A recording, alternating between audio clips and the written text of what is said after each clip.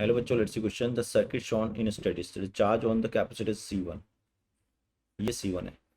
तो देखो इसमें करंट जाएगी मान लो I। ठीक है। और सिमेट्रिकली ये करंट भी होगी I। ठीक है। और ये करंट I और ये करंट भी I।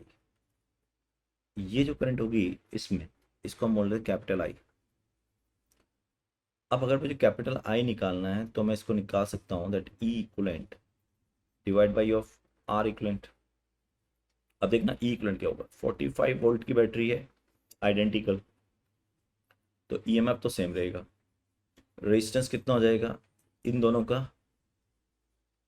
10 + 5 15 15 है ना, क्योंकि स्टेडी स्टेट में कैपेसिटर का कोई रोल नहीं मानेंगे हम।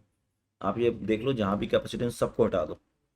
ठीक है। तो एक सिंपल सर्किट बन जाएगा इस तरह का, अगर आप देखोगे तो 1 2 बैटरी 1 2 और यहाँ पर battery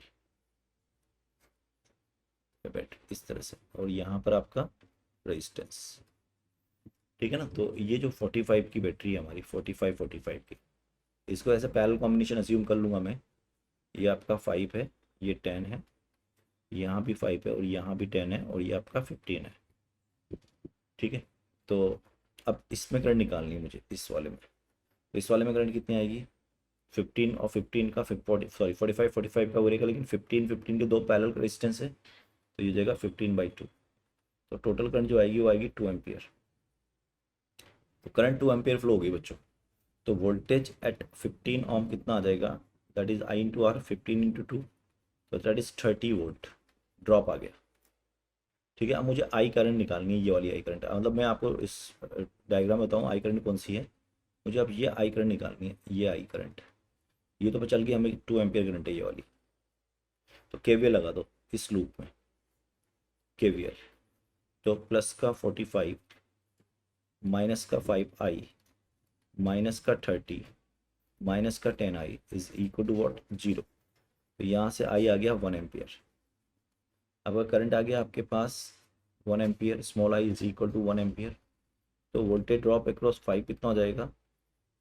10, sorry. Voltage drop across 10 कितना हो जाएगा? It will be equal to 10 volt. ये ड्रॉप हो गए। तो अब ढंग से देखना, इसके अक्रॉस एक बैटरी मान लें हम, और इसको भी एक बैटरी मान लें। ठीक है। तो अब जो सर्किट बनेगा हमारा वो कुछ इस तरह से बन जाएगा। ये कैपेसिटर हो गया, ये कैपेसिटर हो गया आपका। ठीक। एक बैटरी हमने यहाँ ज्यूम कर रखी है, ये वाली बैटरी हो गई इस तरह से। और एक कैपेसिटर ये हो गया आपका, और एक बैटरी हमने यहाँ लगा रखी है इस तरह से। ठीक है। ये हो गया। अब अगर इसको अपन एनालाइज करें तो ये जो है वो कितने की है? ये जो है वो 30 वोल्ट की है, 30। ये आपका 10 वोल्ट का है, इसको 0 मान लो। तो ये हो गया आपका प्लस का 30 वोल्ट, ये हो गया आपका माइनस का 10 वोल्ट, और इसको V वोल्ट मान लो। इस पे चार्ज मान लो प्लस का Q1, इस पे मान लो प्लस का Q2, इस पे मान लो प्लस का Q3। तो Q1 + Q2 + Q3 0 दे देगा ये आपका। तो Q1 कितना हो जाएगा? 30 - V इंटू 1.5। इसका कैपेसिटेंस 1.5 है, इसका कैपेसिटेंस 0.5 है, इसका कैपेसिटेंस 2 है माइक्रो में सब। तो Q2 कितना हो गया? प्लस Q2 ये वाला है, V - +10 into 0.5 plus V - 0 into 2। ठीक है। तो ये कितना बन जाएगा? 45 - 1.5V।